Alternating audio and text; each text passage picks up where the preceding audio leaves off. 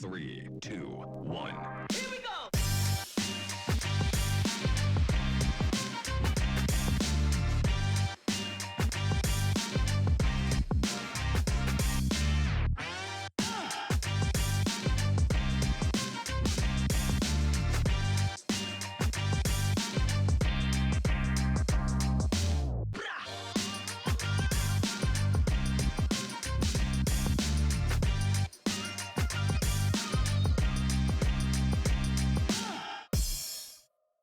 Mesdames, Messieurs, bonjour.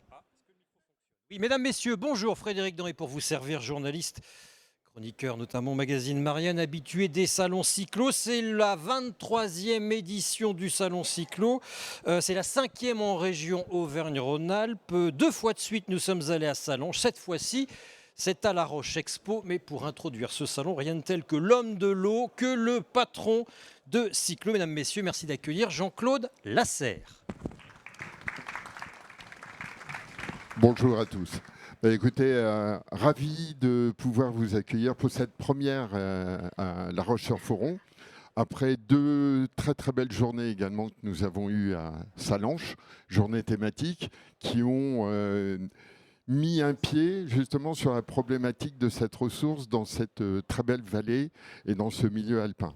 Donc l'objectif maintenant, c'est de pouvoir ensemble, avec vous, pouvoir débattre de la gestion de cette ressource et dans l'avenir, de poser les problèmes et d'essayer d'apporter des solutions pour qu'on puisse la gérer au mieux avec le changement climatique, avec l'impact également de tous les phénomènes tout autour. Donc voilà. Donc je voudrais remercier pas mal de gens qui nous ont aidés. Il y a la région, il y a surtout le président Martial Sadier du département, la régie eau de Sallanches avec Nicolas Loison et son ancienne présidente Élodie André. Juste une petite parenthèse par rapport à Élodie. Si Cyclo est venu depuis 2015 ici, c'est 2014, c'est sous son impulsion et elle nous a convaincus qu'il y avait, comme nous le faisons dans d'autres territoires, il y avait vraiment des enjeux à travailler ici. Je n'oublie pas également Nicolas Mourlon qui viendra s'exprimer également, l'Agence de l'eau. Il y a le SM3A également, merci d'être présent, avec Bruno Forel qui interviendra, je crois, à la conférence plus tard. Élodie également Dugré qui nous fait le plaisir d'être là. Ça fait 2 fois. Donc voilà. Écoutez, on a essayé de construire quelque chose qui ressemble à la région avec tous les intervenants. Je n'oublie pas donc toute l'équipe Cyclo et donc Frédéric qui est un parfait animateur, qui fait partie de la famille Cyclo malgré le fait qu'il ne le refuse pas. Voilà. Mais voilà. Donc je vous souhaite de très belles conférences, du contenu. N'hésitez pas à poser les questions qui se fait. Et puis un grand merci un petit peu particulier à Charlène Descondanges qui a accepté de venir malgré un emploi du temps très chargé. On s'est croisés d'ailleurs lundi à Paris à la Banque Populaire. Donc voilà. Merci beaucoup Charlène. Et puis passez un très bon salon. Merci à tous.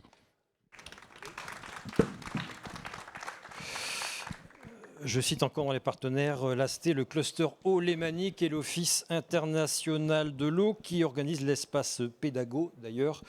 Alors aujourd'hui, 4 conférences. La première sur ralentir l'eau, la deuxième, la traditionnelle conférence institutionnelle, ensuite la gestion des milieux naturels cet après-midi et nous clôturerons la journée par le sujet de la sécurisation de l'eau dans le monde de l'entreprise. À 14h30, si je ne m'abuse, il y a une visite organisée par le SM3A sur la renaturation du ruisseau de la Merle. Donc le rendez-vous est sur le parking. Que vous dire d'autre ? Plein de choses. Oui, tout est filmé, mesdames, messieurs. Alors, vous n'êtes pas filmé, je suis filmé. C'est pour ça que je fais le malin là, au bord de la marche, devant la caméra. Tout est filmé, tout est diffusé en direct sur YouTube et tout sera disponible en replay. Et tout est monté par l'équipe technique qui se trouvent, non, là, les équipes de Lumen. Ce que je vous demande d'applaudir, parce que c'est un métier et un animateur n'est rien sans une régie. On va démarrer tout de suite avec à peine du retard. Oui, si, quand même. Ralentir l'eau, qu'est-ce que c'est que cette histoire? Vous allez me dire, quand ma ville est inondée, c'est que l'eau, elle est bien ralentie. Oui, mais si la ville est inondée, c'est qu'il aurait peut-être fallu la ralentir avant. C'est un changement de doctrine. Moi qui étais formé en partie en agence de l'eau il y a 30 ans à l'époque, c'était pas ça, c'était t'as de la flotte, tu la balances dans le tuyau et on n'en parle plus. Aujourd'hui, c'est un peu différent. Nous allons voir ça, mesdames, messieurs. Merci d'accueillir Élodie Brelot, Charlène Descolonges, Jean Rialon, Daniel Pirlot et Cyril Catlino.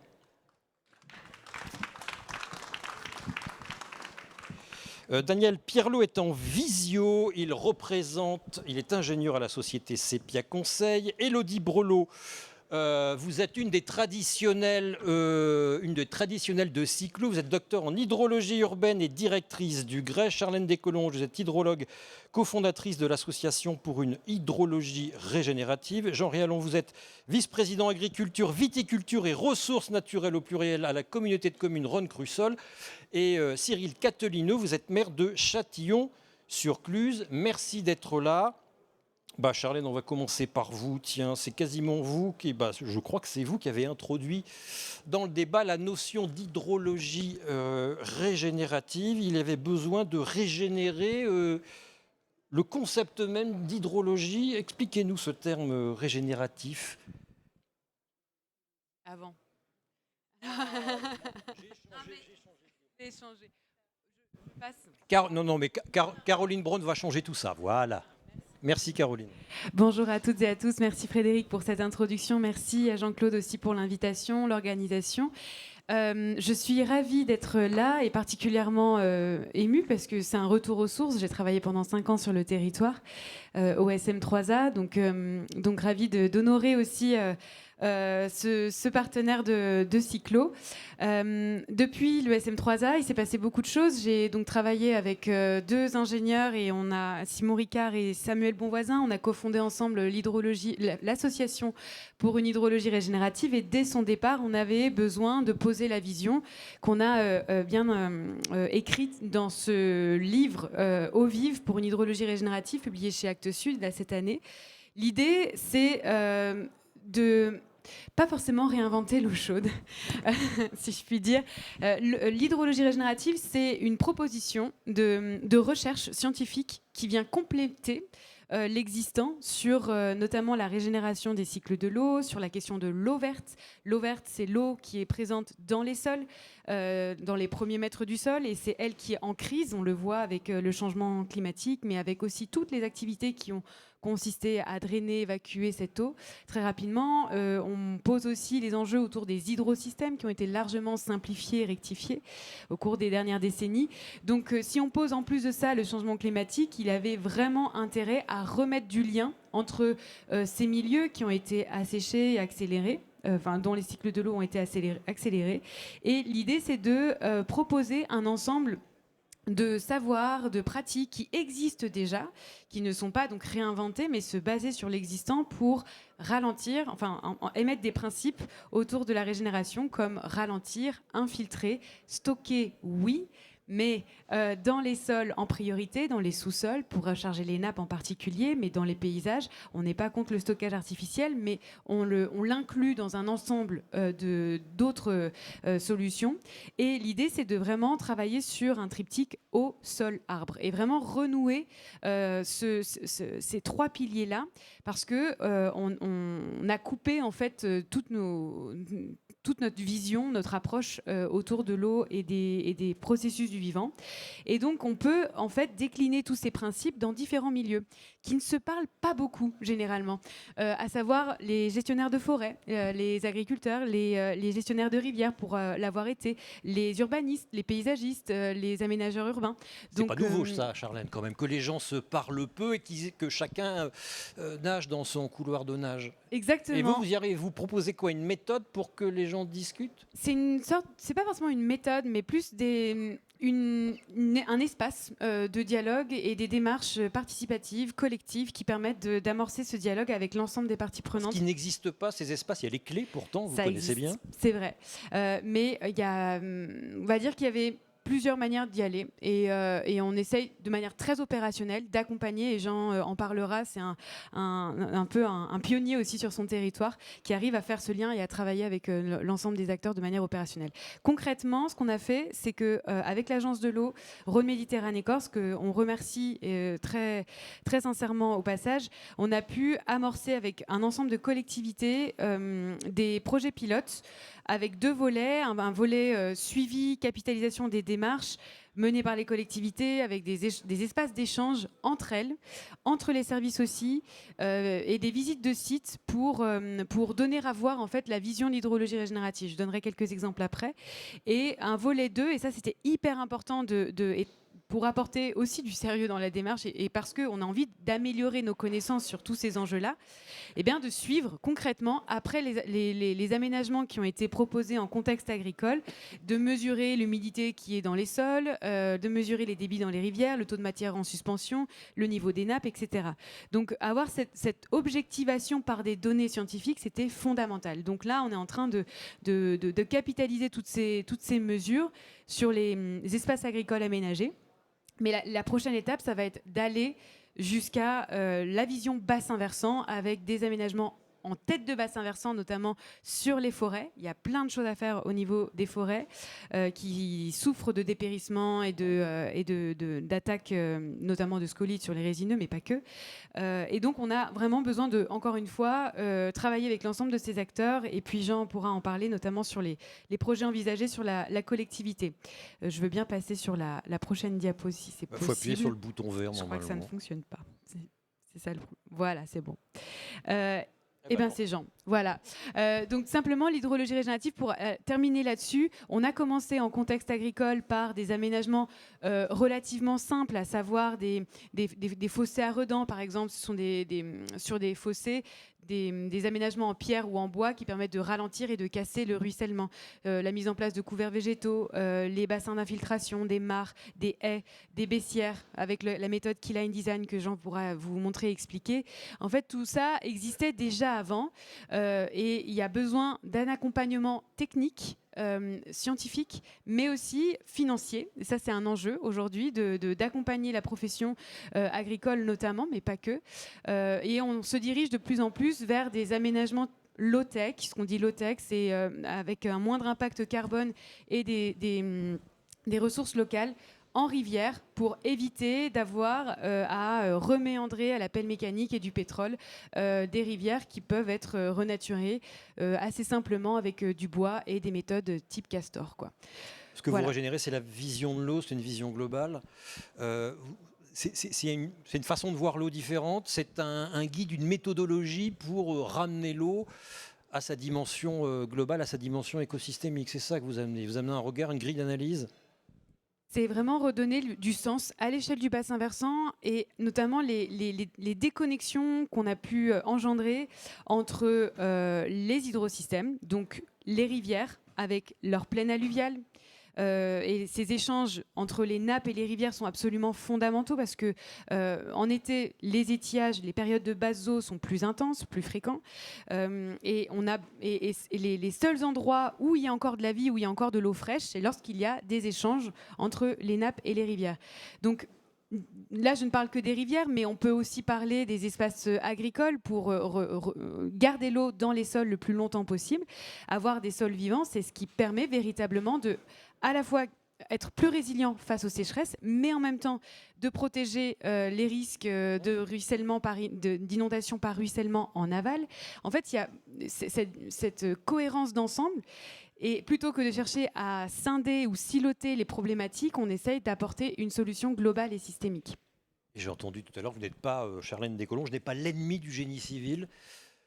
On peut en avoir besoin de temps en temps parce qu'on a tendance à opposer les deux. On peut en passer du tout génie civil au tout solution fondée sur la nature. Non, c'est bien une approche globale qui permet de trouver le bon équilibre entre les deux. Oui, c'est partir de l'existant et on n'est pas du tout dans une posture de clivage ou d'opposition. C'est pas du tout ça. C'est plutôt arriver à redonner de l'espace là où c'est possible à ces prétendues solutions fondées sur la nature. Mais bon, on pourrait questionner ce terme. Prétendu, vous dites. Prétendu, puisqu'on hérite d'un paradigme où on considère que la nature nous doit des services et qu'on est un peu dans une relation d'exploitation des ressources, considérant que l'environnement est un ensemble de ressources dans lequel on va pouvoir puiser.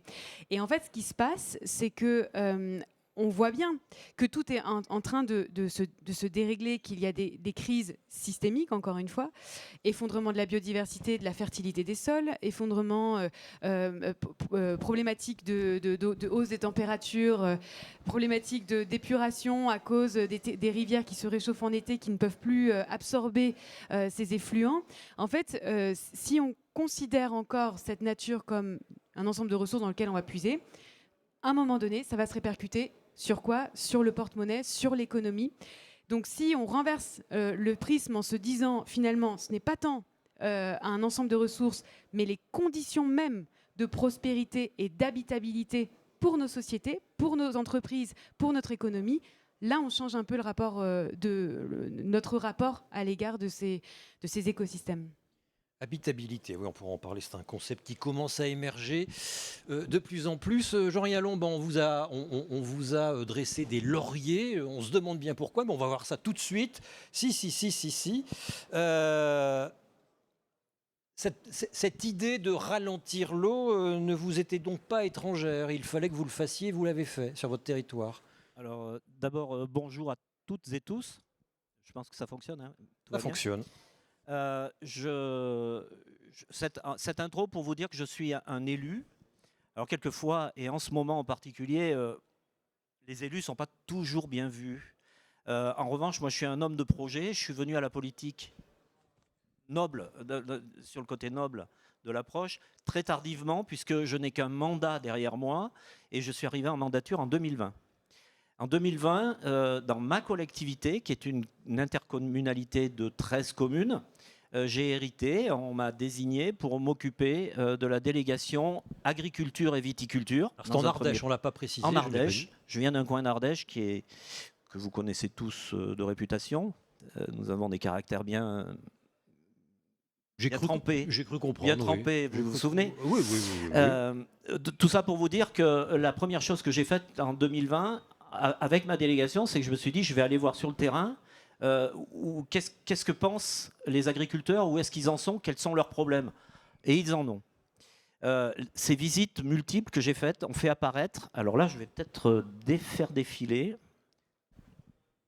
ça c'est la page d'intro, voilà. Ça, c'est intéressant parce qu'en fait, en étant allé voir les agriculteurs, j'ai pu remonter avec les équipes de la collectivité, des agents, des directeurs d'affaires. On est allé sur le terrain, on est revenu avec ces informations et on en a dressé un plan d'action sur la durée du mandat.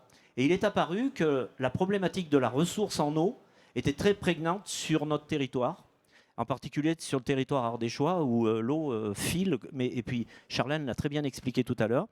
Nos agriculteurs avaient un problème de sécheresse dans les années 2020 à ces quelques années. On a eu un hiver tellement humide, il y a les gens qui commencent à dire mais de l'eau on en a plein et on n'en a plus besoin. Attention, il y a El Niño qui arrive et qui va nous calmer dans pas longtemps. Tout ça pour vous dire qu'en 2020, en ayant fait ce plan d'action, je l'ai fait voter par des élus. C'est là qu'il faut bien prendre en compte ce circuit décisionnel de l'élu, parce que ce sont les maires des communes et les vice-présidents en charge qui définissent les financements internes de la collectivité au profit d'un projet tel que celui que je vais vous présenter. Donc il a fallu convaincre. Le boulot de l'élu, c'est convaincre. Et pour convaincre, eh bien moi, de par ma vie précédente, eh bien, je mets en place des expérimentations pour justifier et convaincre dans les plus brefs délais. Alors, ce plan d'action est inscrit au projet de territoire de ma collectivité. vous le verrez probablement si on diffuse ces planches, mais on a travaillé aussi, mais tout est lié à la problématique de l'eau, s'il y en a une. C'est qu'on travaille sur l'alimentation durable avec un plan alimentaire interterritorial. Et là, l'eau a toute son importance. Le foncier agricole, c'est-à-dire sélectionner, on en est à une étape où on doit sélectionner les parcelles agricoles qui sont irrigables en autonomie. Sinon, il y a quelquefois des endroits où on ne peut plus faire d'agriculture. Surtout que les agriculteurs sont en train de... Il y a une hémorragie dans cette filière énorme. Et enfin, tout ce qui est production, quand on parle de production, c'est produire localement pour pouvoir nourrir localement. Je continue. Là, voilà, la première expérimentation, elle a été mise en place en 2020. Et on a eu le financement associé de la CNR à l'époque, à hauteur de 50% du projet. Et on a pu aménager une parcelle de 11 hectares et où on a développé ce que disait Charlène tout à l'heure, la technique du keyline design. Alors, je vais être très simple. C'est un canal qui débute au sommet de la crête et qui descend comme un serpentin avec une pente la minimum de 1 degré si possible et qui descend jusqu'au bas. Et donc, lorsqu'il pleut beaucoup, en très peu de temps, eh bien, on ralentit ce cycle de l'eau et l'eau a le temps de s'imprégner dans les sols et l'agriculteur en aura ce bénéfice tout au long de l'année parce que la terre restera humide. Ça a d'autres effets, mais les scientifiques comme Charlène sont capables de l'expliquer. C'est qu'on a planté des haies pour pouvoir améliorer l'intrant de l'azote, pour éviter d'utiliser de tout un tas de produits chimiques pour améliorer le rendement du terrain. On parlait de sol vivant, ben on est en plein dedans. On a parlé aussi d'élevage à pâturage dynamique, c'est-à-dire qu'on déplace les troupeaux très vite sur des surfaces très étroites pour qu'ils ne broutent pas jusqu'à la terre et que leurs urines et leurs excréments régénèrent naturellement le sol pour que le foin puisse repousser. J'ai essayé de dire plein de choses. On a endigué le risque de l'érosion par ce biais-là. Et ça, les agriculteurs, ils étaient restés, et ils sont encore pour certains, dans le paradigme de l'après-guerre où il fallait industrialiser l'agriculture et mécaniser l'agriculture, labourer. Et quand on laboure et qu'il pleut de plus en plus fréquemment et plus violemment, eh bien la terre, elle s'en va, elle va rendre la rivière marron. Et lorsque vous avez un ruisseau qui est marron, ça veut dire que vous avez perdu toute la production qui était au-dessus chez l'agriculteur. Ça, c'est très important. Enfin, puisque le labour, c'est l'absence de couverture des sols, pour le coup, entre les cultures. Exactement. Pour éviter de trop rester, oui, à moins que vous ayez une très bonne question. Non, et je sais que vous en avez des bonnes. Alors, là, normalement, j'avais prévu de vous passer un petit extrait d'une vidéo, puisque le projet a plu à la télé à l'époque, et en particulier à l'émission de Jamy, Le Monde de Jamy, qui est venu sur le terrain. Ça paraît presque évident, ça paraît être du domaine du bon sens. Oui, enfin, tout à l'heure, Charlène le disait, je suis d'une génération où mon grand-père m'emmenait dans les champs, en Ardèche, et au mois de février, nous nettoyions ce qu'on appelle encore les béalières. C'est des tout petits ruisseaux et qui permettaient d'irriguer. Alors la problématique à cette époque-là, c'est qu'on ne se rendait pas compte qu'on allait piquer l'eau dans le ruisseau qui passait à côté, alors qu'aujourd'hui, la grande différence, c'est qu'on reste sur la parcelle et on n'utilise que l'eau de pluie. Voilà. Ce qui est intéressant de vous dire aussi, c'est que je ne vais pas vous la faire à l'envers. On n'a pas encore démontré les 3 litres, comme on l'a vu tout à l'heure, parce qu'en fait, on a souhaité aussi, c'est dans notre démarche, c'est que les zones dites tampons, les petites mares de stockage, elles ne sont pas étanches, donc très rapidement, le sol absorbe, et c'est tant mieux. Voilà. Et les fossés ne s'effondrent pas, parce que là, ils sont encore petits, les arbres. Charlène. Oui. C'est bon. C'est bon, ouais.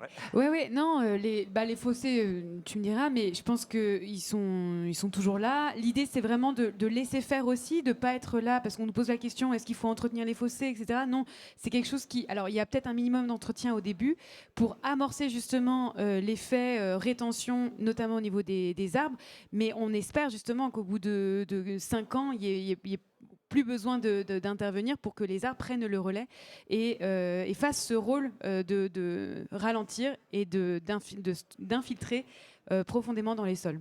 Sur Yalon, je vois bien le bénéfice pour l'agriculteur, pardon, mais pour la collectivité. On va y venir, on y a travaillé. Ensuite, c'est qu'on a d'abord convaincu les agriculteurs. Et je peux vous dire que sur mon territoire, quand vous arrivez à convaincre un agriculteur, vous avez gagné quand même un paquet de populations associées.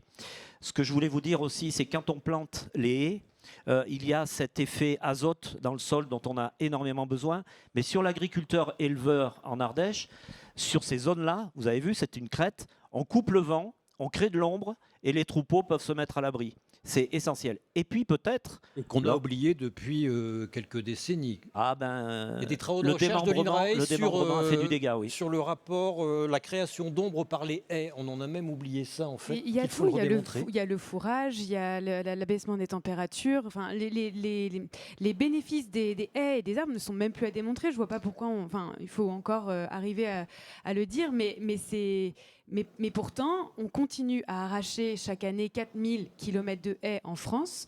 On en a détruit plus d'1 million depuis le remembrement, voire même 2.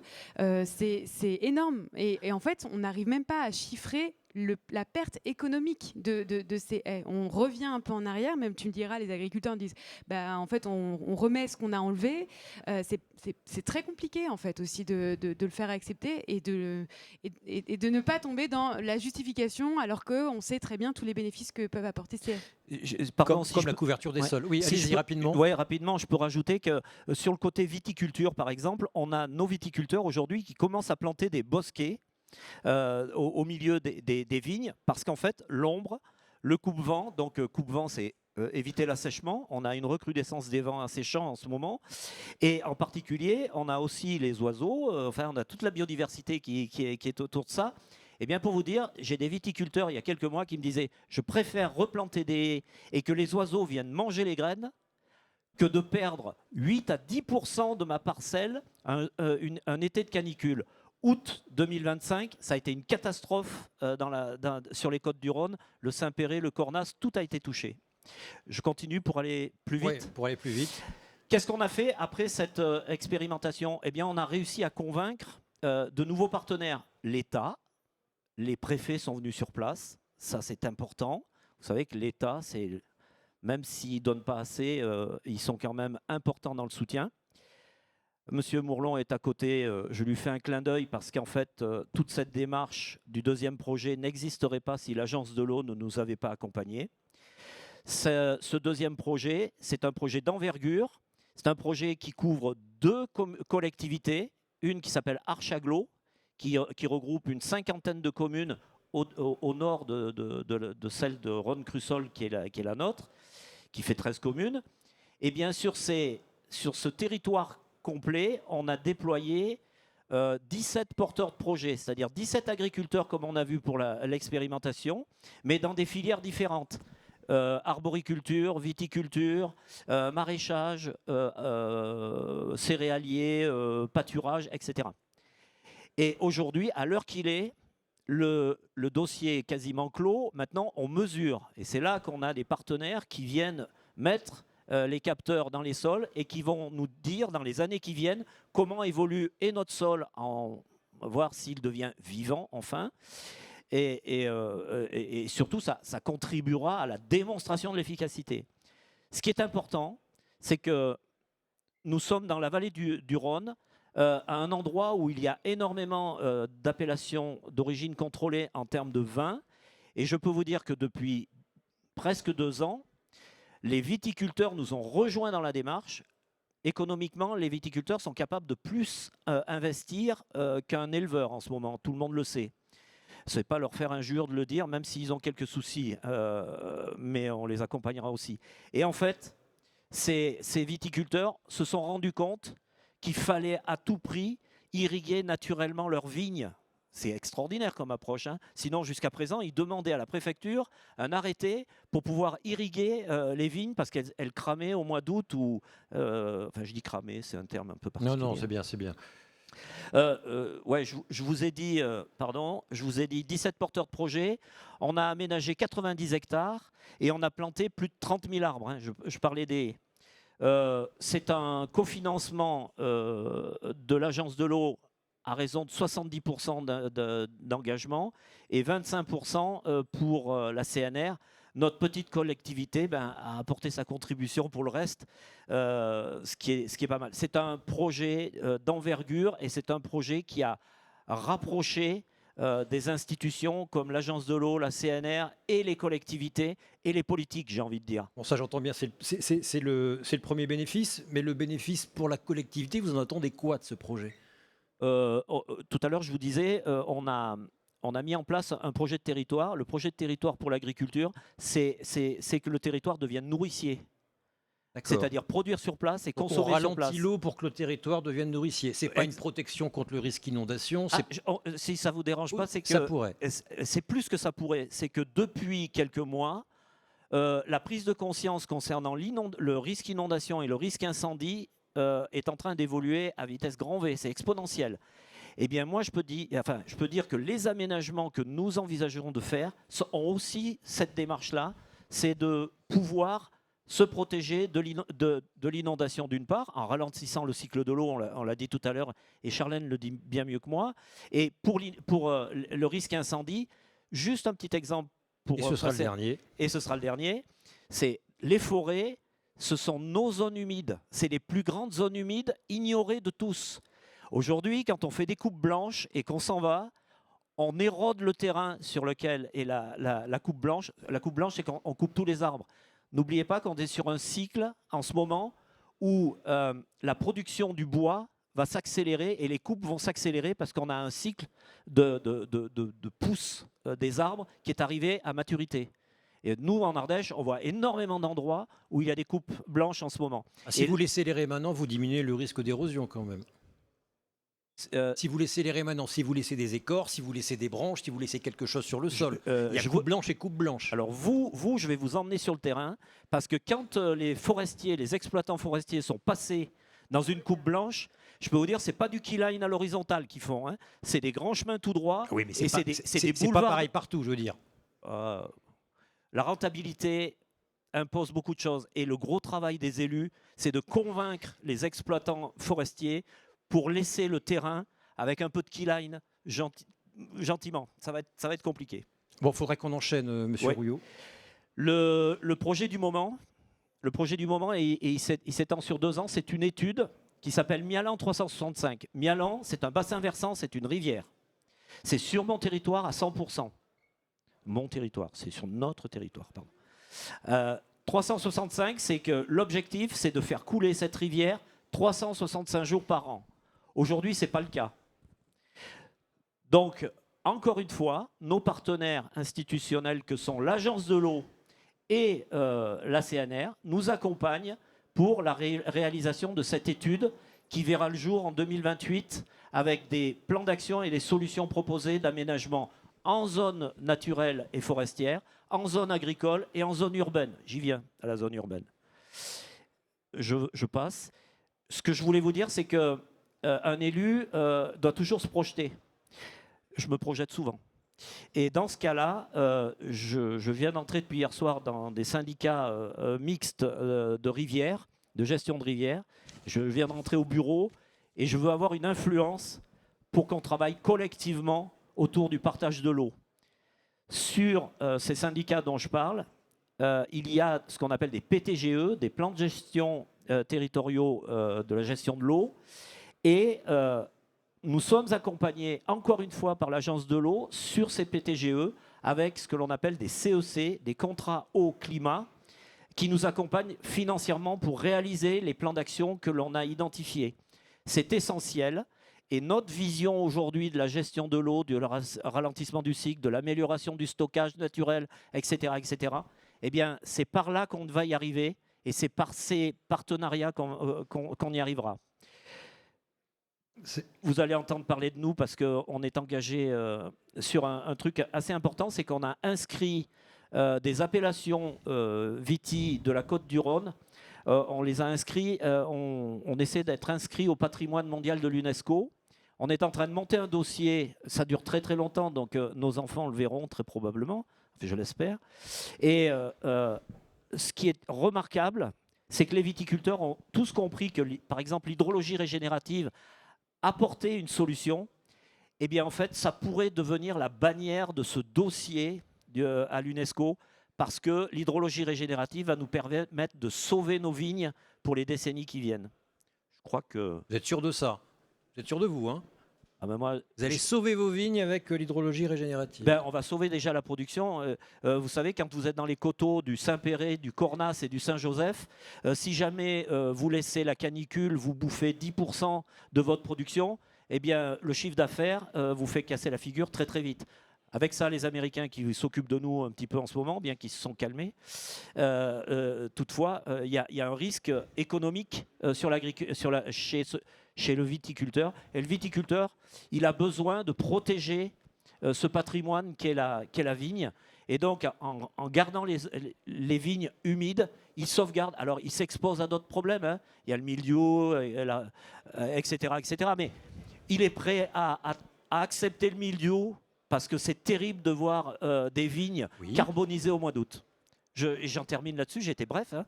Non. Élodie Brelot. Le grès, les eaux pluviales, c'est votre métier, c'est votre vision des choses. Qu'est-ce que vous pensez de tout ça? Ça vous va? J'ai pas grand-chose à ajouter. Ah si, il faudrait quand même.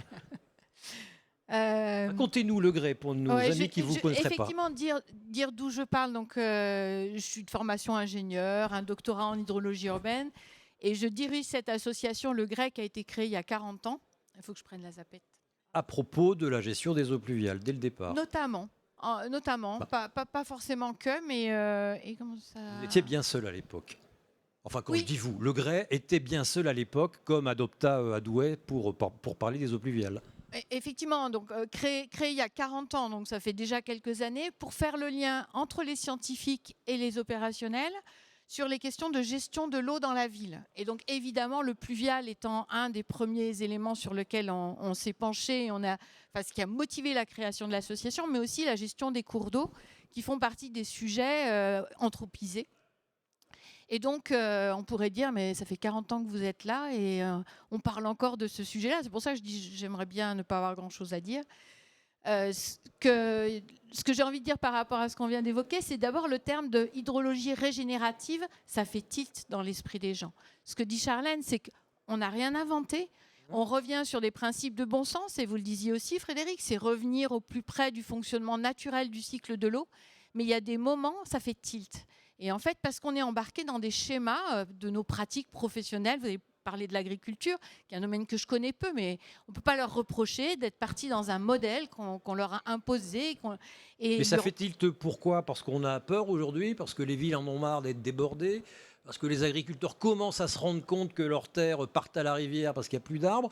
Il faut qu'on ait peur pour réagir, ou c'est juste un changement de génération? Ça, je suis persuadée, quand on travaillait sur les travaux post-crue, on disait ça ne sert à rien s'il n'y a pas de crue. De toute façon, il faut une bonne crise pour que les gens changent. Et aujourd'hui, entre la pression climatique de toutes sortes, et puis l'extension de l'urbanisation aussi, enfin, ce côté minéralisé où on a des espaces de vie qui sont difficilement vivables, je pense qu'il y a une prise de conscience liée à une crise réelle. Oui, mais pourtant, il y a toujours des tuyaux. Et après, a priori, les abats d'eau sont plus gros. On n'a qu'à augmenter la taille des tuyaux. Qu'est-ce qui fait que les mairies, aujourd'hui, pensent à ceux... Moi, j'avais fait ça en fac, avec Adopta à l'époque et l'agence de l'Oise-Picardie. Enfin, on en parlait déjà dans les années 80-90. Alors, c'est Douai qui avait lancé le truc suite à 3 inondations en 89. Mais voilà, on en est encore à discuter de ça. En fait, on a cette vision de l'ingénieur. En fait, l'idée, c'est un modèle hygiéniste. L'idée, c'est d'évacuer l'eau le plus vite et le plus loin possible. C'est considéré comme un déchet, l'eau, pour faire court. Ouais, et assainir nos espaces de vie. On avait ce besoin d'assainir, ce qui n'était pas faux. On avait besoin d'assainir. Donc, en fait, le modèle du tuyau, il était pertinent dans la limite, notamment pour l'assainissement eau usée.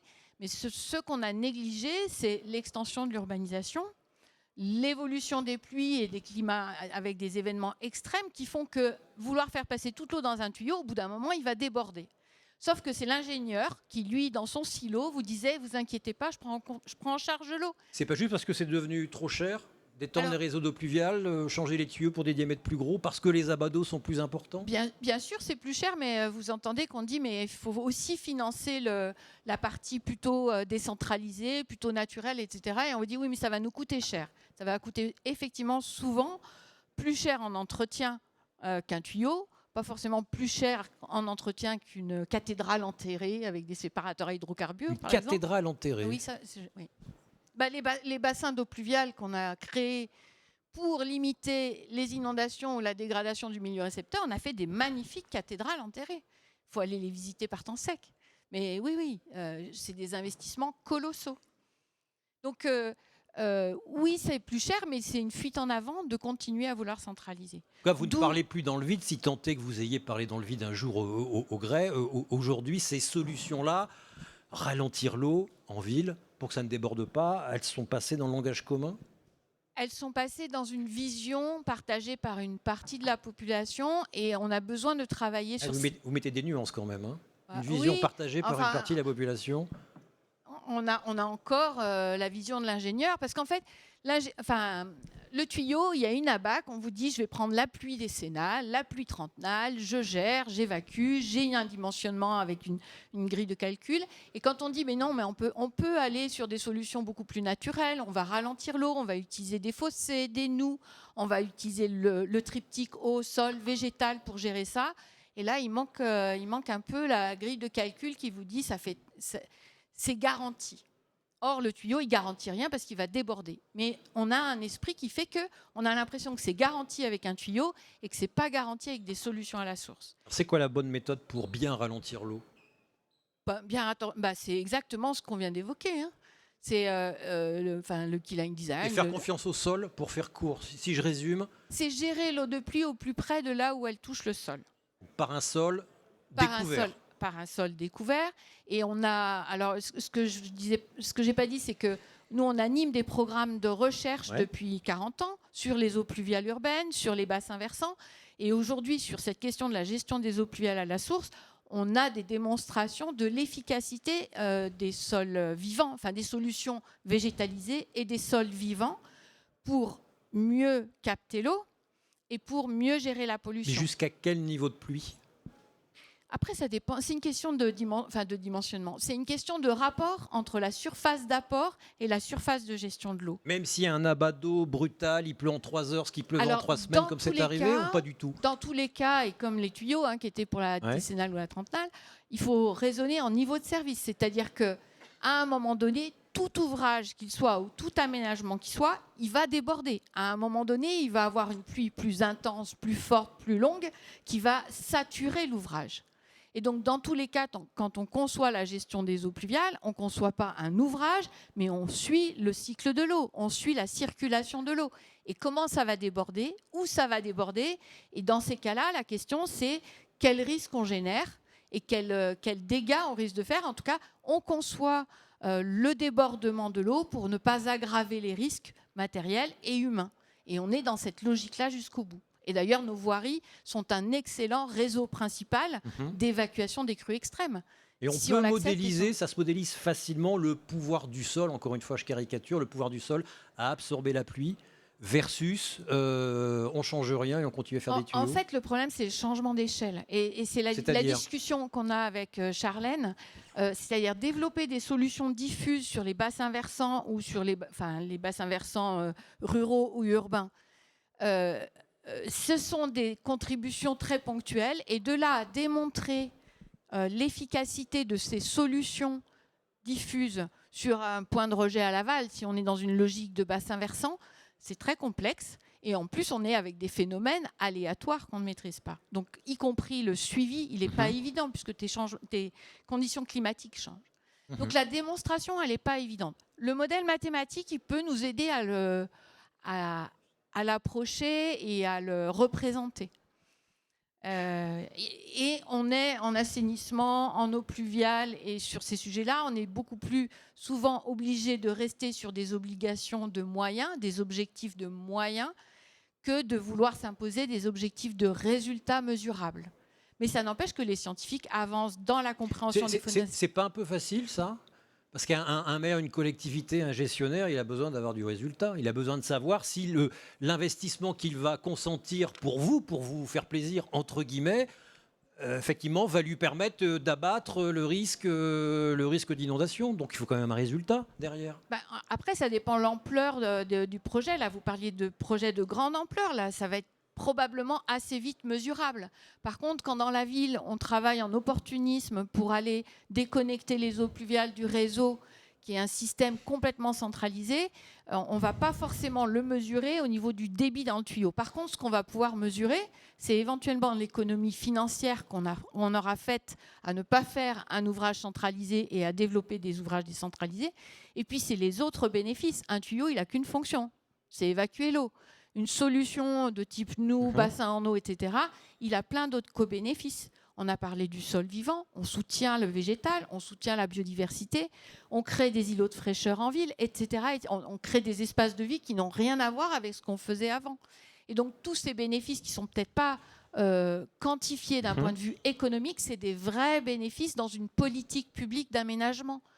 Je vous invite à lire une publi de l'INSERM dans Nature, je crois, qui date du mois de janvier, qui montre qu'il y a un lien direct entre la mortalité lors des canicules et la densité de végétation dans un rayon de 500 mètres autour d'un appartement. C'était mesuré à Paris, 8 ans d'études statistiques. Et plus les arbres sont, plus ils sont denses, donc plus on a des sols qui est capable de les abreuver, plus le risque de mortalité lié à la chaleur diminue. Mais pour illustrer ça, aujourd'hui, la métropole de Lyon, qui a engagé des politiques de gestion des eaux pluviales depuis très longtemps, d'abord avec des ouvrages d'infiltration centralisés, aujourd'hui a toute une stratégie ville perméable avec l'arbre de pluie. Ils font un tabac médiatique avec l'arbre de pluie. C'est quoi l'arbre de pluie? C'est des arbres existants où on va juste revoir la circulation, enfin l'aménagement de voiries à proximité pour faire en sorte que cet arbre bénéficie de l'eau qui arrive sur la chaussée juste à côté. Une métropole comme le Grand Lyon avance, investit, travaille pour redonner de l'eau à ces arbres pour qu'ils puissent enfin se déployer, évapotranspirer et faire de l'ombre. Et c'est une vraie stratégie d'aménagement du territoire. Oui, encore faut-il considérer que l'arbre qu'on plante n'aura de bénéfices que dans 15 ans, qu'il ait suffisamment de sol, entre 1 et 10 mètres cubes par an. C'est pour ça que je parlais de l'arbre de pluie. Je parlais de l'arbre de pluie qui est les arbres existants qui souffrent depuis des années et qu'on va venir réalimenter. Après, il y a aussi beaucoup de plantations. Et encore faut-il derrière qu'on ne taille pas trop les arbres, etc. etc. Enfin, ça change beaucoup de choses. Je vous oublie pas, Charlène, je vous oublie pas, monsieur le maire. Je voudrais le point de vue de Daniel Pierlot, si vous êtes bien là. Je ne vous ai pas sur mon contrôle. Ah bah voilà, vous êtes là. Merci d'avoir... Bah non, je ne vous vois pas. Est-ce que vous êtes là, monsieur Pierlot? Bon, en tout cas, il est là. Il est écrit. Est-ce qu'il est en visio? Il n'est toujours pas en visio. Dès qu'il est là, je vous prends. Charlène, vous voulez dire un mot? Oui, parce que j'avais envie d'entendre Élodie, parce que bon, voilà, le Greffe fait un travail vraiment remarquable sur toutes les eaux urbaines, les eaux pluviales depuis très très longtemps. Et en fait, on s'est posé la question sur cette question d'échelle notamment. Et on est sur un territoire donc, que je connais bien, où la question des eaux pluviales était dans notre esprit réservé aux grandes métropoles comme Genève ou comme Annecy, etc. Et en fait, il y avait assez peu de volonté, même politique, il y a encore de ça pas très longtemps, d'aller sur cette question-là, même dans des bourgs comme La Roche-sur-Foron ou des villes, des villages. Alors, on pourra peut-être parler de Châtillon, je ne sais pas. Mais c'était un enjeu pour Élodie et moi, et Jean a essayé d'en parler un petit peu sur la fin, d'amener cette question des eaux pluviales, même dans des bourgs ou des zones plus rurales qui, aujourd'hui, en fait, se calquent sur le modèle de la ville et considèrent l'eau encore comme ce fameux déchet à évacuer le plus rapidement possible. Ce n'est pas le cas de votre voisin, chère Charlène. Ce n'est pas le cas de Daniel Pierlot. Vous avez... Bonjour, Daniel. Bonjour. Bonjour, vous nous voyez, vous nous entendez? Oui, allez-y. Je vous vois, je vous entends. Très bien. Vous avez pu écouter tout ce qui a été dit depuis le début de cette table ronde? Oui, tout à fait. Il y a eu quelques coupures, mais j'ai quasiment tout entendu. Alors, est-ce que ça vous a rendu heureux? Est-ce que ça vous a fait sursauter? Quelle est votre vision, vous, du ralentissement de l'eau, du pouvoir conféré au sol, à la végétation, de remplacer tout ou partie les réseaux d'eau pluviale? On vous écoute. Alors, très, très rapidement, pour ma part, je suis également sur le sujet de, on va dire, la gestion intégrée des eaux pluviales à l'échelle du bassin versant et aussi de la ville depuis un certain temps. Et à Sepia Conseil, on travaille sur le sujet depuis 1991. Donc, ça fait pas 40 ans comme Élodie, mais presque. Et avec Élodie, on se connaît très bien. Ça fait donc un bon moment qu'on fait le chemin ensemble.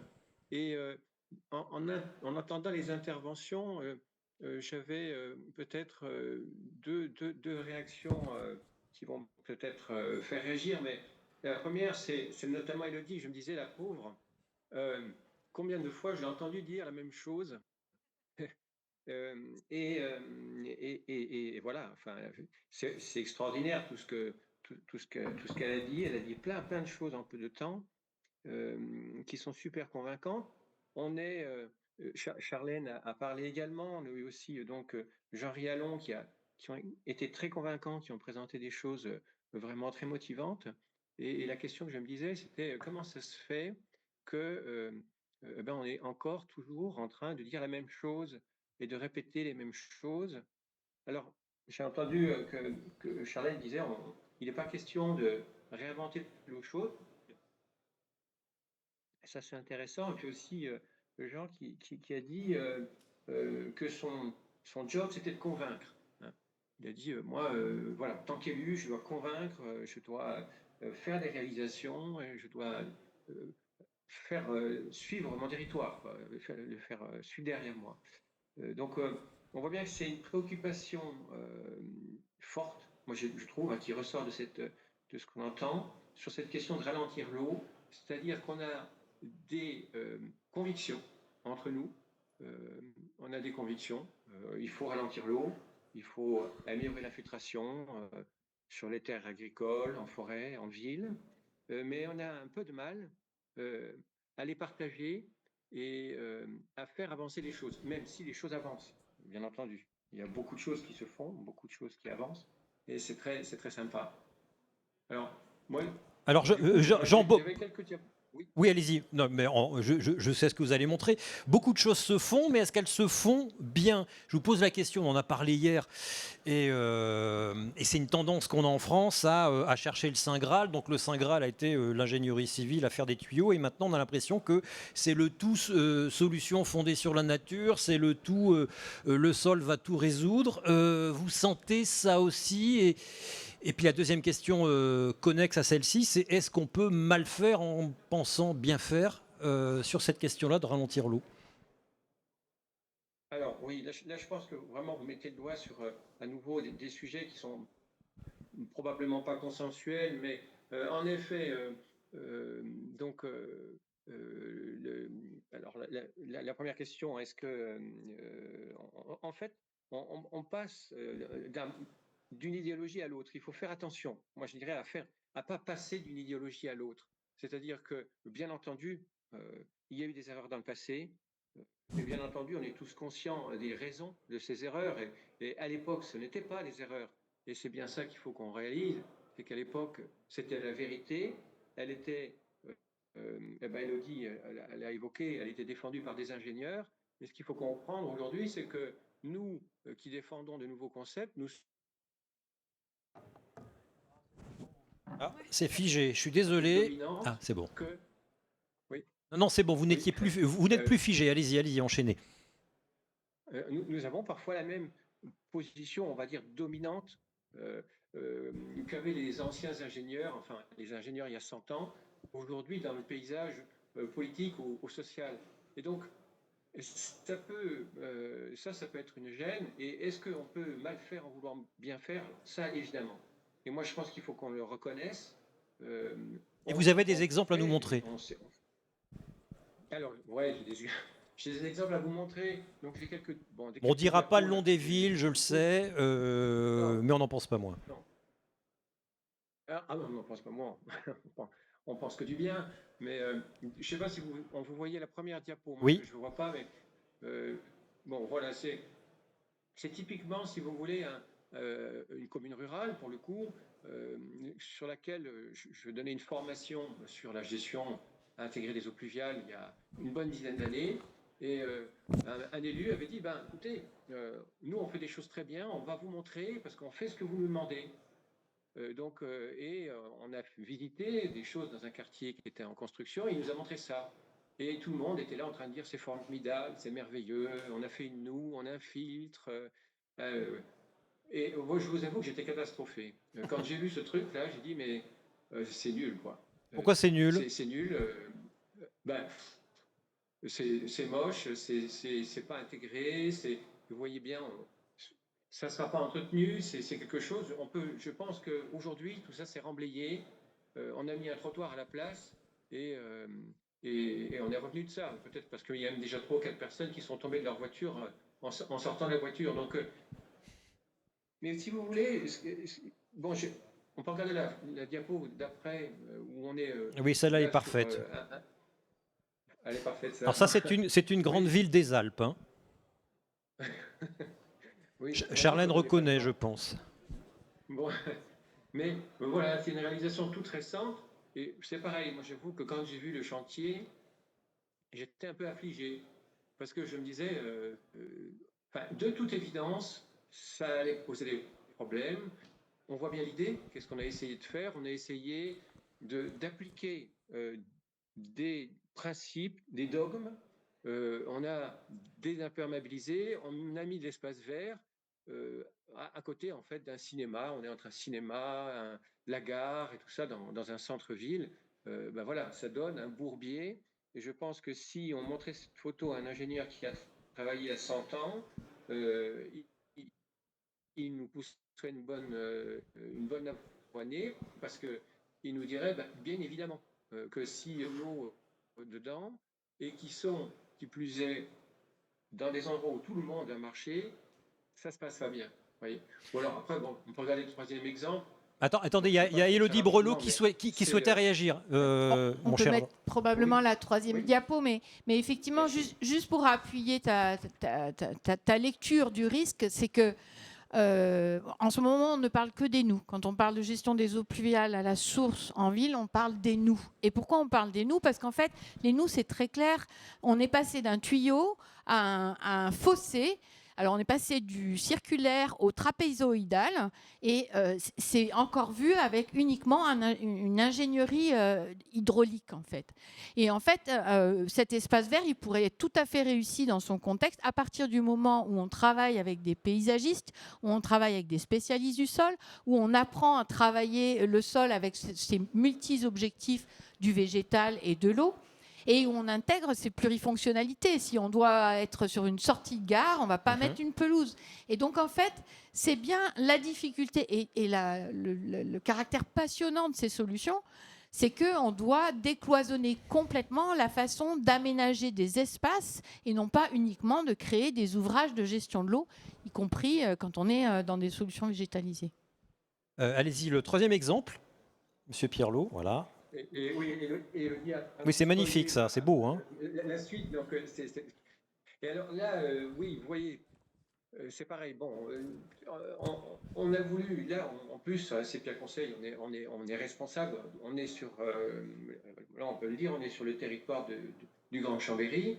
On a fait le zonage de ce territoire, comme on a fait celui du Grand Annecy, comme on fait pas mal de zonages pluviaux pour gérer les eaux pluviales. Et puis, qu'est-ce qu'on propose dans le zonage, c'est de dire qu'il faut que les places de stationnement soient perméables. Et on arrive à 2 contresens complets. Le premier, c'est que du coup, on ne fait que les places de stationnement en perméable. Et en plus, on est en train aujourd'hui, par exemple, de tartiner du plastique partout sur le territoire du Grand Chambéry pour faire des places. Avec les dalles alvéolées en plastique. Hein. Par exemple, voilà. Et vous voyez, et ça, là, moi, je vous avoue que je suis très préoccupé par ce genre de dérive parce que, et je ne remets pas du tout en cause tous les principes de la gestion intégrée, de l'infiltration et toutes ces choses-là, mais il faut que nous soyons très prudents sur la façon dont nous accompagnons tout ce changement et aussi que nous ayons toujours bien en tête quels sont nos objectifs. Vous voyez, par exemple, là, sur cette réalisation-là, se dire la quantité de plastique qu'on a foutu dans le sol, soi-disant pour protéger l'environnement, moi, j'y crois pas. Voilà, j'ai l'impression qu'on a loupé quelque chose. Et donc voilà, c'était un peu pour répondre à votre question. Est-ce que des fois on peut mal faire en voulant on peut mal faire? Moi, je pense que oui, ça arrive. Alors après, si vous me laissez continuer, je peux vous présenter les quelques diapos que j'avais derrière. Voilà. Alors rapidement, je voudrais que vous auscultiez le projet de Monsieur le maire juste derrière. Allez-y. Donc là, c'est simplement ce que disait Elodie au début, c'est-à-dire, enfin tout juste avant, c'est-à-dire qu'on peut tout à fait faire des espaces verts dédiés à la gestion, à l'infiltration des eaux pluviales. Vous voyez, là, c'est quelque chose de très beau. Alors là, on peut le dire, c'est à Chambéry, c'est le stade, le nouveau stade, et ça a été conçu par Atelier des Cairns, donc là, paysagiste. On a travaillé ensemble sur ce projet. Voilà, pour moi, c'est une réussite à 100%. Mais parce qu'on a passé un temps fou à se demander où est-ce que les gens vont circuler, quelle est la pente à donner à l'espace, quelle est la visibilité à donner à l'eau, quelles sont les espèces végétales pour les empêcher de pénétrer, etc. etc. Donc, voilà, il y a eu un travail de conception qui est énorme, en fait, qui est nécessaire et pour ne pas aller trop vite vers les solutions. Bon, là, l'autre, ce que vous voyez, c'est beaucoup plus modeste. C'est à Châles-les-Eaux, donc on reste en Savoie, beaucoup. On a un parking qui est entièrement perméable, avec un enrobé perméable sur une assise, avec une grave perméable. On a des places de stationnement en mélange terre-pierre. Eh bien, on a mis 1 an avec le maître d'ouvrage qui est privé, là en l'occurrence, pour travailler, parce qu'au départ, on était parti sur une solution enrobée partout, gris, point de diamant, tout ça. C'est pareil, à chaque fois on se dit tiens, c'est marrant, ça existe encore, ça fait 40 ans qu'Elodie en parle, et ils ont toujours pas écouté, donc on revient, mais ceci dit, il a fallu 1 an de réflexion pour arriver à rassurer le client, à lui dire ne vous inquiétez pas, on sait faire du mélange terre-pierre sans ornirage, vu la fréquentation que vous avez, l'herbe va pousser, l'enrobé drainant, ça ne se colmate pas si on fait les choses correctement et s'il n'y a pas telle et telle condition. Vous voyez ? Donc, même sur ce site-là, pour tout vous dire, j'ai été même assez vicieux parce que je suis allé jusqu'à faire des réunions en été à 14h dehors, sur le site, avant le chantier. J'ai demandé, on a été 3-4, il y avait le client, le maître d'œuvre, tout ça.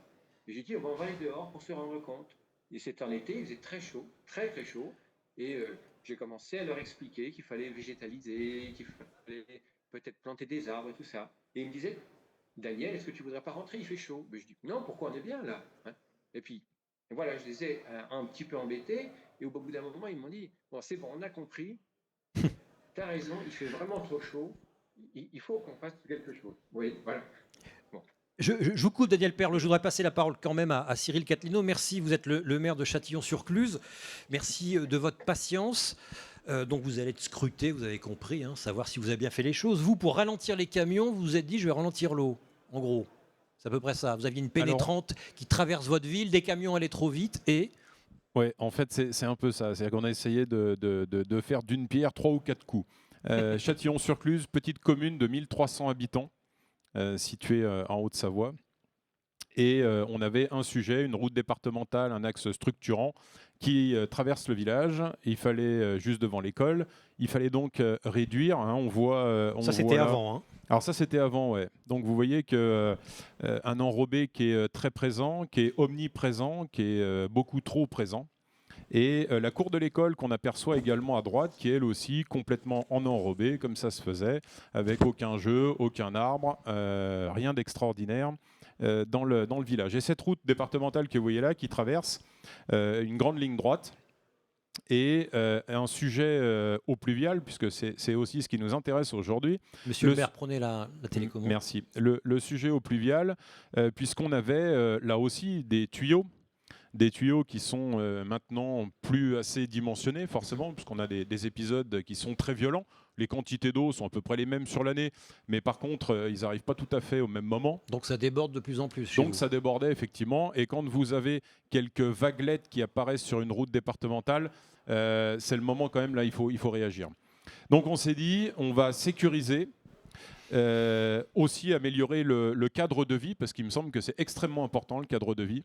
On a un rôle de porte d'entrée, on est aussi au-dessus de Cluse, les gens qui arrivent en vacances quittent l'autoroute, et finalement on s'est dit il peut y avoir un endroit intéressant à travailler au col, puisqu'on arrive après dans la vallée du Gifre avec les stations de ski. 13 000 véhicules jour, c'est ça? Là, ici, c'est 13 000 véhicules jour. C'est-à-dire 2 fois plus que ce que la 69, dans le meilleur des cas, atteindra.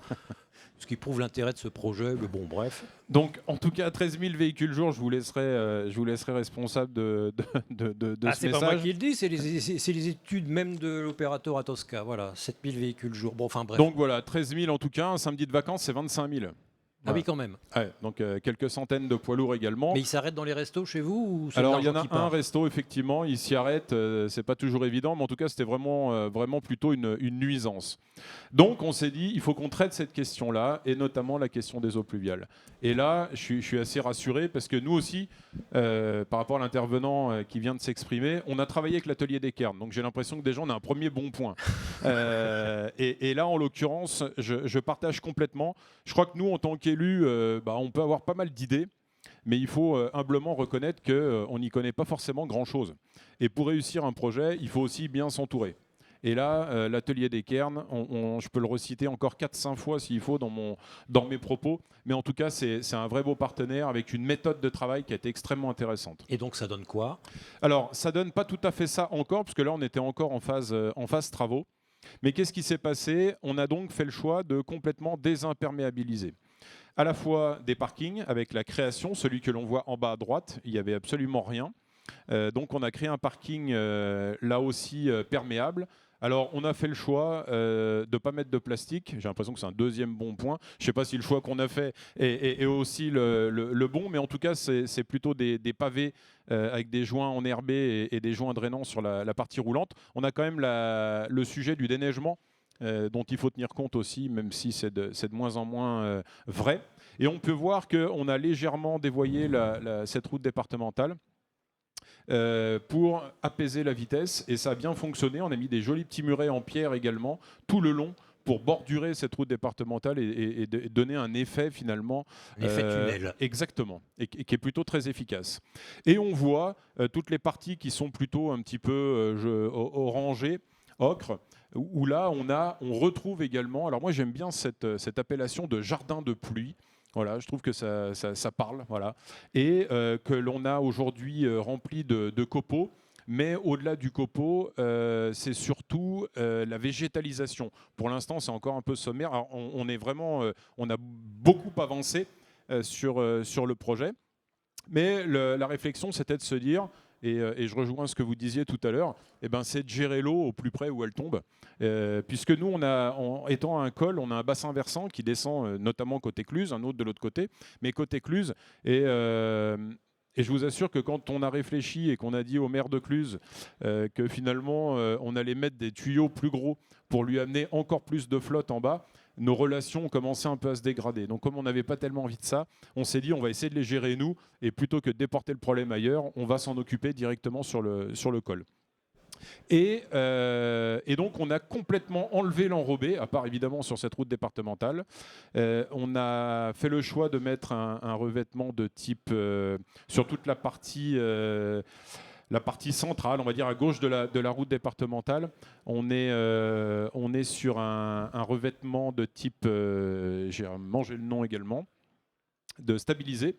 Voilà, et on a créé un parking là aussi sur la partie gauche, un parking complètement perméable, alors qu'il était lui aussi en enrobé. Donc la cour de l'école bien sûr, pareil, complètement désimperméabilisée, des pavés joints drainants, et puis on a redonné de l'espace, on le voit un petit peu sur la partie basse de la cour, ouais, et sur la partie droite, où en fait on a utilisé ce talus qui n'était pas utilisé en posant par exemple simplement une glissière pour le toboggan, et en utilisant naturellement la légère pente qu'il y avait là, et puis on a créé tout cet espace en copeaux là aussi, avec des jeux qui ont été construits avec des grumes de bois. Et puis, on voit tout en bas, on a finalement un peu le bout du bout, cette espèce de petite mare qui finalement vient infiltrer aussi l'eau, et on arrive au bout de notre système de gestion à cet endroit-là. On a déconnecté l'ensemble des toitures des bâtiments publics également. Globalement, ça représente un peu plus de 13 000 mètres cubes d'eau par an qui ont été sortis du réseau. Ça fait quand même 13 millions de litres, quand même, ça parle aussi. Donc, c'est pas rien. Et il faut le dire, et d'ailleurs, c'est pour ça qu'on est là aussi, c'est un projet qui a été soutenu par l'Agence de l'eau et qui a parlé de nous pour qu'on puisse témoigner aujourd'hui. Donc, monsieur le directeur, en tout cas, merci. Pour la mise en lumière. On est très fiers de venir parler de ce projet.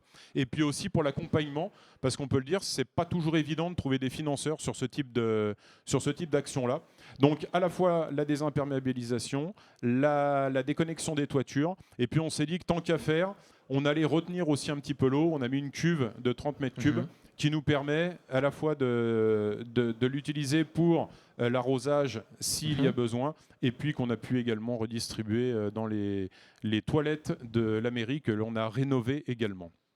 Bon, vous êtes trop parfait, il doit y avoir un loup quelque part, mais pour l'instant je ne le vois pas. Le chantier était livré quand ? Eh bien, on a encore quelques réserves, mais globalement, on a réceptionné le chantier il y a quelques semaines. Question peut-être très bête, est-ce qu'il y a déjà un effet mesurable ? Alors, méthode Coué sur l'abattement de la pluie, l'abattement du risque d'inondation. Alors, on a déjà eu effectivement quelques épisodes pluvieux relativement importants. Et ben, ça s'est très bien passé jusqu'à présent, donc pourvu que ça dure en tout cas. Mais ça s'est bien passé. Et puis en fait, on a amené un vrai îlot de fraîcheur. Alors là, on ne le voit pas du tout. Non. Mais croyez-moi, ou encore mieux, arrêtez-vous à Châtillon quand vous y passez. Mais il y a une ambiance complète. Voilà. Là, on se rend déjà un petit peu mieux compte sur le plan de ce qu'est la végétalisation. Et donc, on a du vert qui commence à apparaître un peu partout. Et ça aussi, ça fait du bien, en fait. Tout simplement, ça fait du bien. On était sur quelque chose qui était très urbain, qui était pas structuré. Et en fait, on est arrivé à ce beau projet-là. C'est pas des petits projets, hein. On peut se le dire. Hein. C'est quand même 2 500 000 euros le projet. Hein. Donc pour une commune comme la nôtre, c'est pas rien. Et c'est pour ça qu'on est content aussi quand on a le soutien de l'agence, notamment sur un projet comme celui-là. On demandera l'avis de M. Pirlot tout à l'heure. On est très en retard. Je laisse 5 minutes de questions, mesdames, messieurs. S'il y en a, un bras va-t-il se lever ? Voilà, merci monsieur. C'est Axel qui vous amène le micro. Merci, je vous demande de vous présenter. Bonjour, donc je suis... Bon, c'est bon. Oui, bonjour, donc je m'appelle Thierry Arnaud. Donc je suis scientifique de formation. J'ai à peu près 40 ans de métier comme vous. J'ai commencé comme prof d'hydrobiologie à l'école d'agriculture de Poisy à Annecy. Et après, j'ai suivi une carrière un peu différente dans le privé. En fait, ma question, c'est la suivante. On a beaucoup abordé les sujets sur le plan quantitatif, donc gestion de flux, de débit, d'infiltration, etc.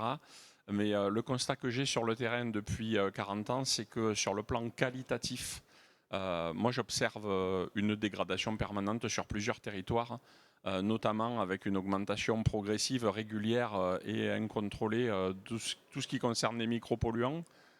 Et notamment les microplastiques. Et je voulais savoir quel est votre point de vue à ce sujet. Et est-ce que, au-delà de cette réflexion et des débats qui sont autour de tuyaux ou végétalisation, est-ce qu'il y a un suivi qualitatif? Est-ce qu'il y a des démarches qui sont entreprises pour travailler sur cet aspect qualitatif? Élodie. Merci pour votre question. Effectivement, il y a beaucoup de travaux sur le volet qualitatif. Et vous le disiez très justement, la gestion de l'eau a été vue avec un enjeu quantitatif initialement. Mais le pluvial est rapidement devenu un enjeu qualitatif de par les systèmes unitaires, en se disant notre eau propre, notre eau de pluie embarque des eaux usées.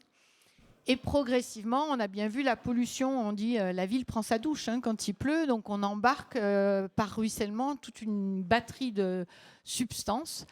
Quand on parle de micropolluants, on sait que la meilleure solution, c'est quand même de ne pas utiliser ces substances et de travailler à la réduction à la source, qui est le premier levier. Et nos solutions d'infiltration avec le sol, en fait, elles piègent toutes les pollutions particulières. Et du coup, on s'interroge sur la pollution dissoute. Est-ce que la pollution dissoute, finalement, on l'envoie directement dans nos nappes phréatiques? Et là, je dirais, un des leviers importants, c'est de décentraliser. C'est-à-dire que si vous diffusez en fait des eaux qui ont peu ruisselé, elles se sont moins chargées. Et si vous les infiltrez localement, elles seront plus diluées, si je puis me permettre. Donc la décentralisation est une réponse. Et après, c'est réduire à la source. On a des polluants qui sont biodégradables, qui vont se dégrader avec des temps de séjour, avec un effet du sol et un effet du sol vivant en particulier. Mais on a des polluants qui ne sont pas biodégradables. Donc en fait, il faut les supprimer à la source. Et par contre, il y a des suivis très fins aujourd'hui en micropolluants, en microplastiques et toutes les substances dont on a conscience qu'on les rencontre dans notre environnement urbain. Mais c'est pas magique, c'est pas magique. Et s'il y a des solutions magiques dans le salon, c'est pas magique. Hein. Charlène Descolonges. En fait, je voulais pas réagir là-dessus. Je me permets juste parce que je pressens qu'on donne l'impression qu'il y a beaucoup de solutions qui vont émaner, ou en tout cas qui sont démontrables ou intéressantes dans le milieu urbain. Et c'est vrai que c'est important d'un point de vue quantitatif et qualitatif, mais j'aimerais relativiser par rapport à l'échelle, encore une fois, hein, parce qu'à l'échelle d'un bassin versant, un milieu urbanisé, 5% en moyenne, 10% au maximum. Et en fait, tout le reste, on l'a un peu évoqué avec Jean tout à l'heure sur la question agricole, mais tout le reste vient du bassin versant en lui-même, à savoir les forêts et les rivières. Et si les villes peuvent se développer, si les industries, les entreprises peuvent se développer aujourd'hui, je le redis au risque de me répéter, c'est parce qu'elles reposent sur des rivières, et en particulier des rivières qui sont malades. Vous avez parlé de la qualité de l'eau, mais on a des gros problèmes de morphologie des rivières et d'hydrobiologie des rivières à cause de ça. Donc si on veut aussi répondre à ces enjeux d'inondation qui sont à adresser à l'échelle du bassin versant, des risques de sécheresse et d'approvisionnement en eau potable qui peut impacter par effet ricochet l'habitabilité des territoires, encore une fois, le fait de pouvoir construire encore, c'est qu'on doit aussi ralentir l'eau à l'échelle du bassin versant et s'intéresser à la question de ces rivières et notamment les petits chevelus hydrographiques, les toutes petites rivières. Et on est ici, encore une fois, hein, je vous invite à sortir et voir le Foron Rochois, qui est en tension hydrique, et parce qu'on a largement artificialisé ces rivières. Donc, en tant qu'hydrologue, c'était important pour moi de le redire, parce qu'on considère encore les rivières comme quelque chose de donné, d'acquis, qui nous donne de l'eau, et en fait, c'est de moins en moins le cas. Donc, la prochaine fois, petite suggestion, est-ce qu'on peut parler aussi des milieux rivières? Mais je crois qu'il y a une table ronde cet après-midi pour en parler, et voilà. Je salue au passage Bruno Forel qui vient d'arriver. Oui, effectivement, ce que vous nous dites, c'est désartificialiser la ville, c'est bien, mais si on n'a pas, entre guillemets, désartificialisé l'amont, ça ne sert pas à grand-chose, sachant que les études hydrologiques ont montré qu'un bon vieux champ de maïs avec une lame de battant, c'est aussi étanche qu'un bon vieux parking. Monsieur le maire, vous aviez pensé à ça, bien sûr. Vous avez discuté avec le monde agricole, avec l'aval, avec l'amont? Non, en même temps, c'est vous, l'amont, vous êtes sur la crête. Alors non, parce qu'au col, on a deux bassins versants. On est à la fois le point bas et aussi le point haut. D'accord, donc ça tombe oui, bien. bien sûr, l'eau, elle arrive depuis au-dessus aussi. Et puis c'est un vrai sujet. Quand vous avez travaillé le ruissellement, vous êtes allé en amont pour savoir d'où ça venait vraiment et comment l'eau circulait. Oui, et là d'ailleurs, je salue Bruno aussi. On avait bossé avec le SM3A. Et qui nous avait amené quelques infos, en tout cas sur comment ça se passait sur ce bassin versant et comment il fallait y réfléchir. Donc il y avait toutes ces infos-là. Et puis la question de ce qui se passe un peu plus haut, elle est prégnante. J'ai une casquette de la Société d'économie alpestre. D'ailleurs, voilà, Pierre qui est là, la connaît bien.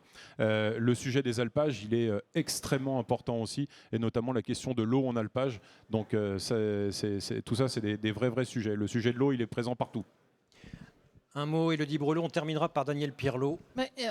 J'allais répondre à une remarque de Daniel en disant ça fait 40 ans qu'on en parle, et j'espère que je ne parle pas dans le vide depuis 40 ans.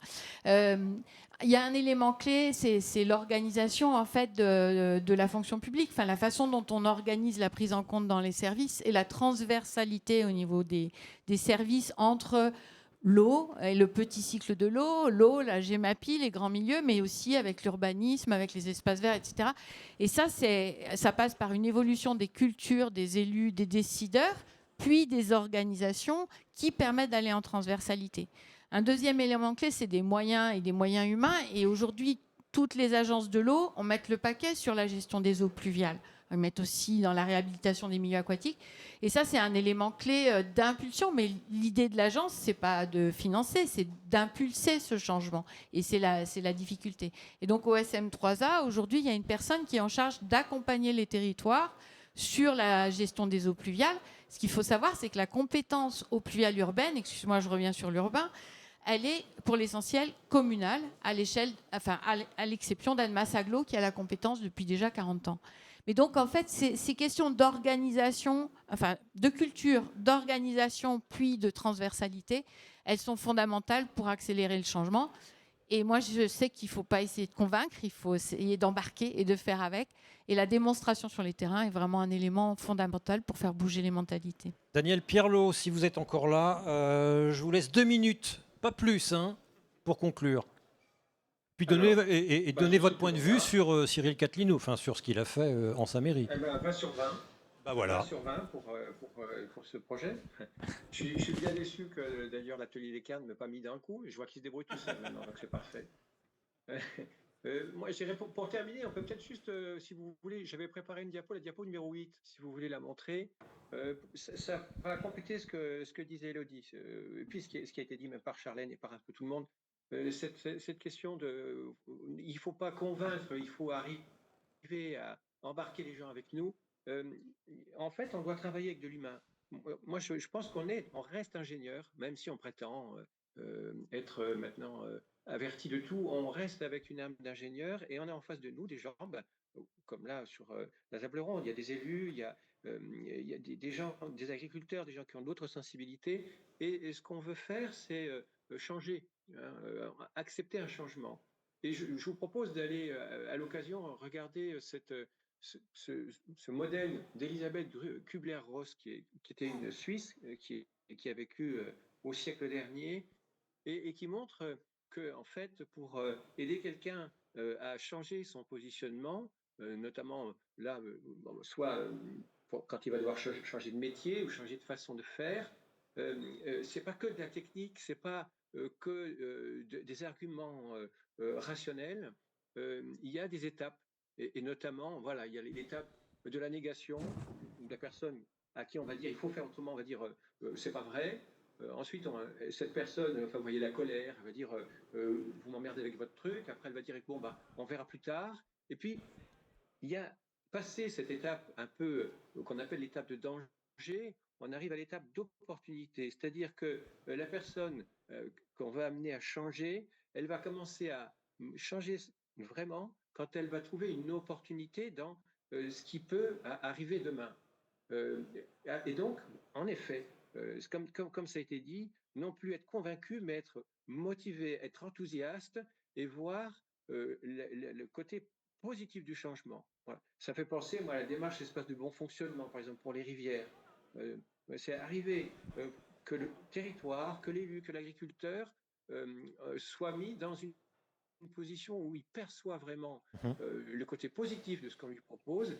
Et pour ça, je pense qu'il nous faut beaucoup d'humilité et adapter notre langage et savoir écouter les préoccupations des uns et des autres. Merci beaucoup, Daniel Pierlot, pour cette conclusion qui nous amène un peu d'optimisme et un peu de sourire sur ces sujets effectivement tant rabâchés qu'on se demande à quoi on sert. Si on sert à quelque chose, la preuve, on est là. Merci, mesdames, messieurs. 22 minutes de retard, je termine. J'ai rattrapé 10 minutes à peu près. Vous m'excuserez. Dans un quart d'heure, restez bien assis. Surtout, ne bougez pas. Enfin, sauf vous. Désolé. La conférence institutionnelle. Merci. 3, 2,